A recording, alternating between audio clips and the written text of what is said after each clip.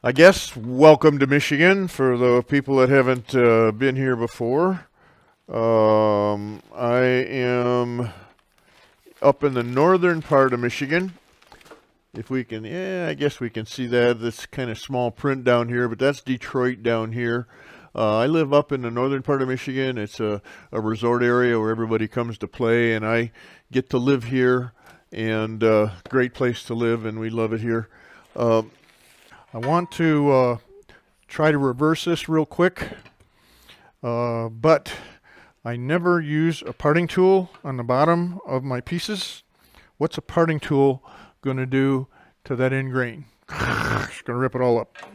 So I'm going to part it off, giving myself some waste wood.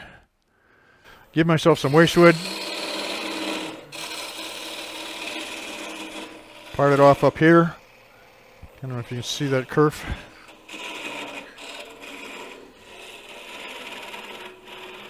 And even then, I'm not going to part it off all the way. If I part it off, it's have to pull out a plug with that end grain. So I never part it off all the way. We're going to take it and we're going to cut it off.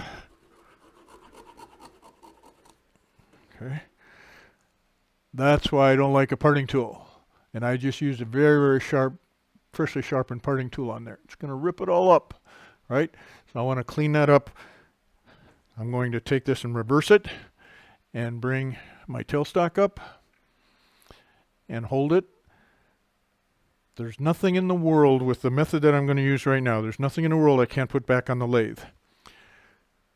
There's lots of different ways of reverse chucking. And many of them work very well, but it all comes back to limits and obstacles again. What about a vacuum chuck? Vacuum chuck works fine. For a piece like this, it would work. For a bowl, it would work. But what if I've got voids in it? Vacuum chuck's not going to work. What about the coal jaws, the little bungs for the chuck, and you can bring the bowl up to it? Well, what if I got a natural edge? Can't do it. What if I'm doing those stacked ring things that you can stack up to hold a piece that you can... Everybody goes through great lengths and expense to take the tailstock away so that they can get the bottom. But those rings would only work, well, again, if you don't have a natural edge in the way, and if you let's say you're doing something really thin that you had to pierce it, and those rings would crush it. So there's lots of things that those methods can't do, and I don't want to live with those limits. So I'm going to bring the tailstock up here, and I'm going to end up with a little bung left over that I need to carve away by hand. This is a small price to pay in order to reverse anything in the world back on the lathe again, and not have to deal with the limits of the other methods. The tailstock is going to be in my way, but it doesn't take much to carve that little foot off. Get that just cleaned up a second. And all right, I always will capture whatever I'm doing on the outside. Let's get the light back on. And I'm going to make a little recess in here. The most important part of that recess, if this isn't a natural edge, if it's true, is it's going to sit right on here, and it's going to shoulder itself. Ooh, looks like I might have it pretty close already.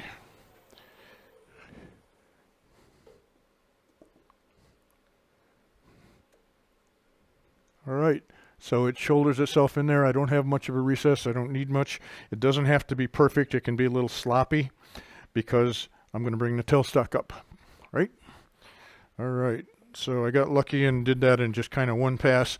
Usually take, in fact, I'm going to clean that up a little bit and make sure that that bottom is really nice and true and that edge is clean.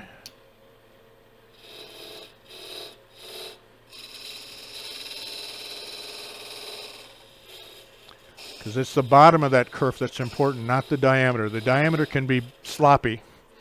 It's not a jam chuck. It is a friction drive. It's going to be the friction of the rim driving against that.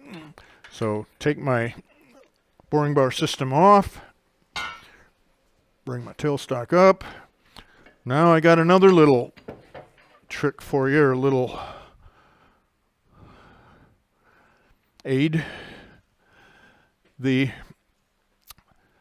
robust live center has some features in here that's really cool, and one of them is that it has a big hunkin' 3/8 inch pin in here for the point. So normally we would have the standard point and cup when we're hogging off. Always use this, never use the point only. Don't use these to hog off with and do most of your work with. We don't want to do this because it's not strong enough.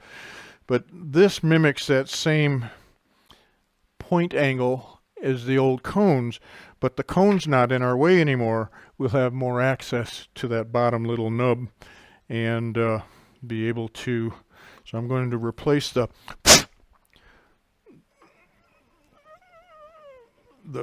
standard live center with the robust one that's got the pin extended. Okay, now we're going to go in here. Can we see that? I think we can all see that. Good. Now I'm just going to barely touch it a second and just see how true it is. I'm never going back out here again. This is all done. Ooh, look at it, running real perfect. All right. So let me get rid of all this junk on the lathe.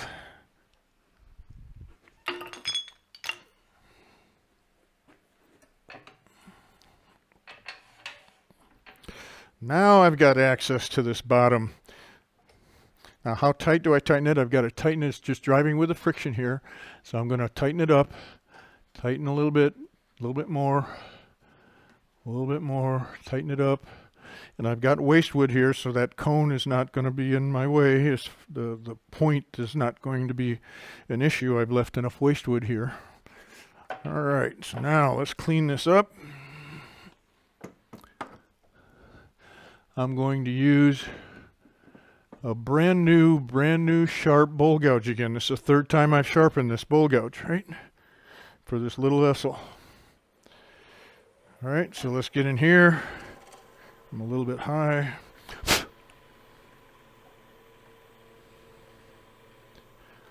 Now that big cone's not in my way, I can get in here. Gonna take small cuts and slowly.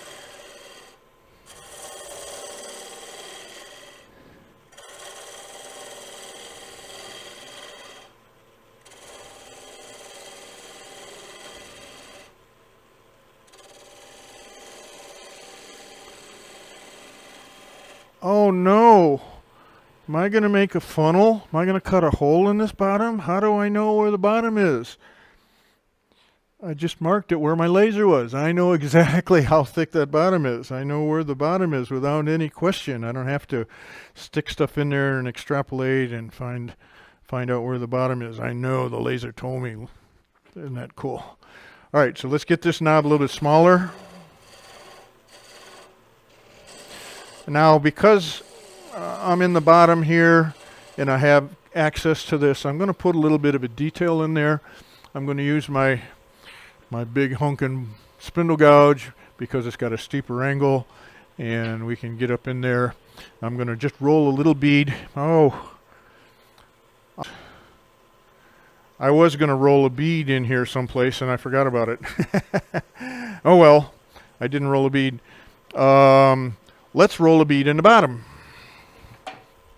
All right, so I'm going to carry this over and roll just a little bit. Instead of having a sharp corner there at the edge, I think you can see me where I'm working, yeah. Didn't have a sharp corner. I'm going to roll that over just a little bit, make it a soft landing into the bottom. Okay, roll that over. All right, now let me go on the inside of the bead. I think you can see that. All right, so I'm going to bevel first, anchor bevel cut. I got the bevel on. I'm going to roll that over until I get a little whisk of a shaving. There it is, see it? And now I'm going to proceed in there and finish that little bead in. All right. Now I have to get the back side of that because it's fuzzed up on the back side, and we'll cut that back just a little bit like that. And now I've rolled a nice little bead over on the bottom. So now all I need to do is 100 different ways from the group of you to carve that little nub off. Be easy peasy. When I get it done, all in the bottom there, yes, I didn't show you the bottom. There's a little bead on the bottom. How I clean that bottom off, I use a drill press with the drill mandrel in it and clean that bottom up. Once I get the bulk of it carved off, I can clean it up real easy with the drill press. So easy to clean that up. Let me get you a really good picture of, hopefully this will focus in here. And if we can get in there and get enough light in there, you can see that bottom now is really nice and clean, no torn out grain. All right, there might be some tool marks up the side. See at the top of the picture is a little tool mark up the side. That's where I didn't spend time to clean my tool marks out, but that would go away too. But that bottom is really nice and clean with the carbide cutter. If you like the kind of teaching I do and the details that I get into, come back and see me again. Do me a favor, if you will, and talk about this on your Facebook page or to your club members. Put it in your newsletter that this stuff is available for a real reasonable price, and even the vendor showcase, even free events that we do, and point them in our direction. So the resources there, that there's a lot of learning and a lot of fun, a lot of entertainment to be seen, and watching people turn and do their thing. And there's so many different methods and techniques that you can never get tired of watching it. So promote it on your social media, if you will, and pass the good word that we're doing the job up here. And we'll see you in a few weeks.